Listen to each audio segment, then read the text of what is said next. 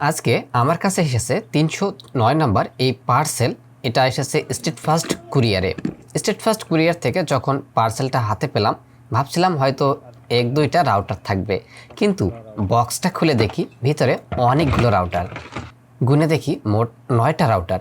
এর মধ্যে 6টা একই মডেলের ডি-লিঙ্ক DIR 841 আর বাকি 3টা হলো দুটি টিপি লিঙ্ক, একটি ডি-লিঙ্ক DIR 819 আর একটি ডি-লিঙ্ক রাউটার যার মডেল বোঝা যাচ্ছে না কারণ নিচের স্টিকারটাই নেই। কিন্তু মজার বিষয় হলো এই 6টা DIR 841 রাউটারের একই সমস্যা, সবগুলোতেই শুধু একটা এলইডি জ্বলে থাকে কিন্তু রাউটার চালু হয় না। আজকের ভিডিওতে আমরা দেখব এই 6টা রাউটারের আসল সমস্যা কোথায় আর কতগুলো শেষ পর্যন্ত সফলভাবে রিপেয়ার করা যায়।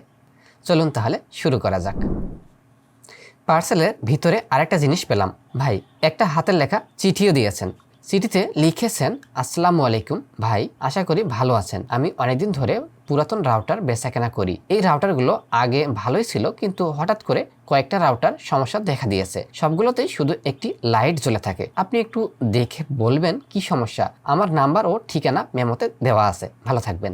চিঠি দেখে বোঝা গেল সমস্যাটা মূলত DIR 841 রাউটারগুলোর মধ্যেই, আর বাকিগুলোর সমস্যা তিনি রাউটারের গায়ে লিখে দিয়েছেন। তাই আজকের ভিডিওতে আমরা এই 6টা DIR 841 রাউটার নিয়েই কাজ করব। প্রথমে একটি রাউটার খুলে নিলাম, বোর্ড বের করে পাওয়ার দিয়ে চেক করলাম। ডি-লিঙ্ক রাউটারগুলোর পাওয়ার জ্যাক একটু চিকন হয়, তাই যেহেতু ভাই অ্যাডাপ্টার পাঠায়নি, একটা হাতে বানানো কনভার্টার ব্যবহার করে পাওয়ার দিতে হলো। এই রাউটারগুলো সাধারণত 12 ভোল্টে চলে। পাওয়ার দেওয়ার পর দেখা গেল ঠিক ভাই যেমনটা বলেছিলেন, শুধু একটি এলইডি জ্বলছে, এক লাইট জ্বলে থাকে এমন একটি। দীর্ঘ সময় অপেক্ষা করার পরও রাউটার কোনো রেসপন্স করছে না, চালু হচ্ছে না। মোবাইলে SSIDও দেখতে পাচ্ছেন, আসছে না। ওয়াইফাইটাও আসতেছে না। এরপর বোর্ড উল্টিয়ে দেখলাম এই মডেলের SPI ফ্ল্যাশ চিপ বোর্ডের অপর পাশে লাগানো। পাওয়ার দিয়ে প্রথমে চেক করলাম CPU বা অন্য কোনো চিপ অস্বাভাবিক গরম হচ্ছে কিনা।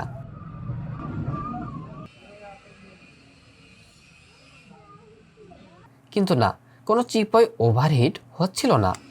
এরপর ভোল্টেজ মাপলাম, 12 ভোল্ট ইনপুট ঠিক আছে, 3.3 ভোল্ট এটাও ঠিক আছে, 1.8 ভোল্ট এটা ঠিক আছে, মানে পাওয়ার লাইনে তেমন কোনো সমস্যা দেখা যাচ্ছে না। সবগুলো ভোল্টেজ আছে, কিন্তু তাহলে সমস্যাটা হতে পারে।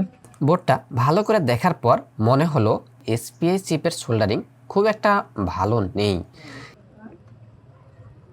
তাই চিপটা সুন্দর করে রিফ্লো সোল্ডার করে দিলাম। তারপর ঠান্ডা হওয়ার পর আবার এখন পাওয়ার দিলাম,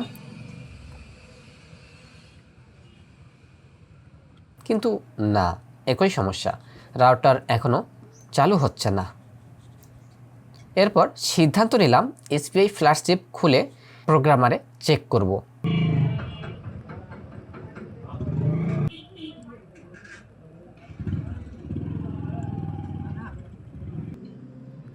এটা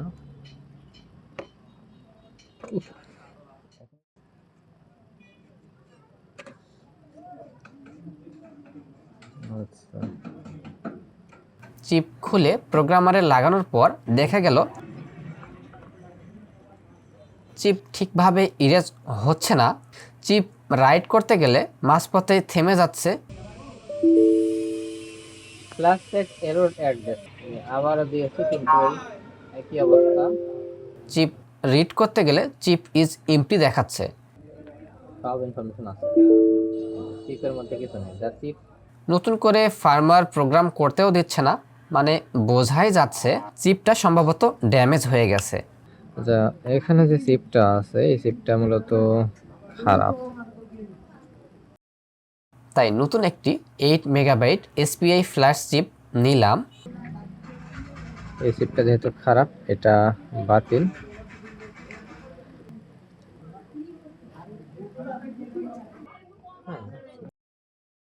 চিপটা প্রথমে ইরেজ করলাম, তারপর D-Link DIR 841 এর ডাম্প ফাইল প্রোগ্রাম করলাম। প্রোগ্রাম শেষ হওয়ার পর ওকে, চিপটা আবার রাউটারের বোর্ডে বসিয়ে সোল্ডার করে দিলাম।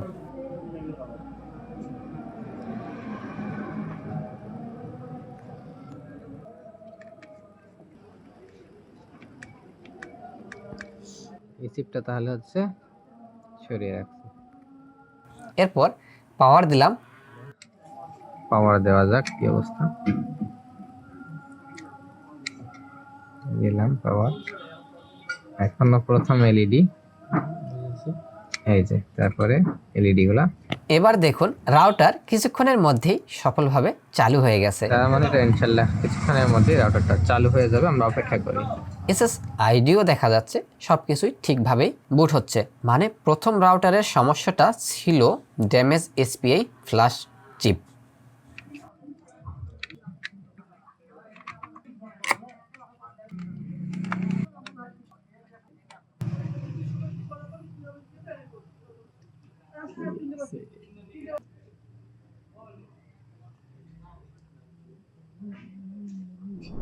এবার দ্বিতীয় রাউটার চেক করার পালা। এটার ক্ষেত্রেও একই সমস্যা, শুধু একটি এলইডি জ্বলছে। একই রকম, এটার ভোল্টেজটা দেখে নিচ্ছি, এই ভোল্টেজ প্রবেশ করছে এখানেও, এখানে আছে।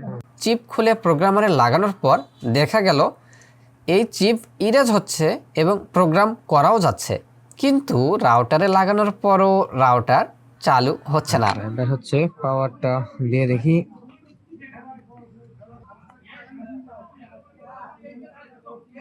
কোথায়, এটা ক্ষেত্রে চালু হচ্ছে না।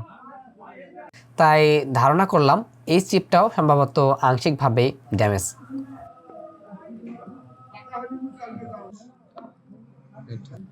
তো এইটা তাহলে হচ্ছে লাগে। তাই আগের মতো নতুন SPI চিপ প্রোগ্রাম করে লাগিয়ে দিলাম। তো এটা হচ্ছে রাইট করে নিলাম, এরপর এইটা লাগিয়ে দিই।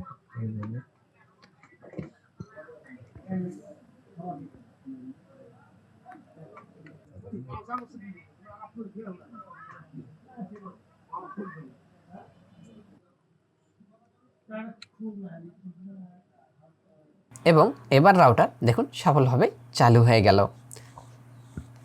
দুইটা রাউটার ঠিক হওয়ার পর একটা বিষয় পরিষ্কার হয়ে গেল, এই রাউটারগুলোর সমস্যা সম্ভবত SPI ফ্ল্যাশ চিপ ফেইলিয়ার।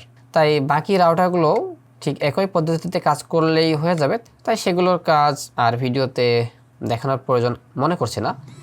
একটা ছোট্ট সতর্কতা, আমাদের নাম ও লোগো ব্যবহার করে কিছু ফেক আইডি মানুষকে মেসেজ করছে।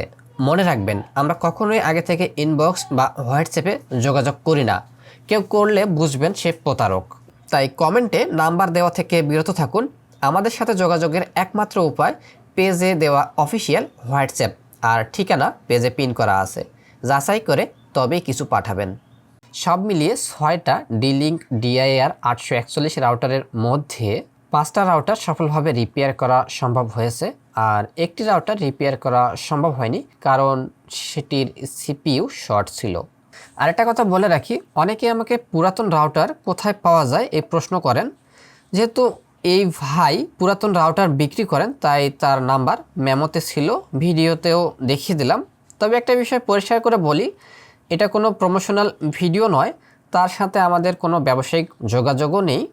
আপনারা যদি রাউটার কিনতে চান তাহলে অবশ্যই নিজ দায়িত্বে এবং ভালোভাবে কথা বলে নেবেন এই ভাইয়ের সাথে।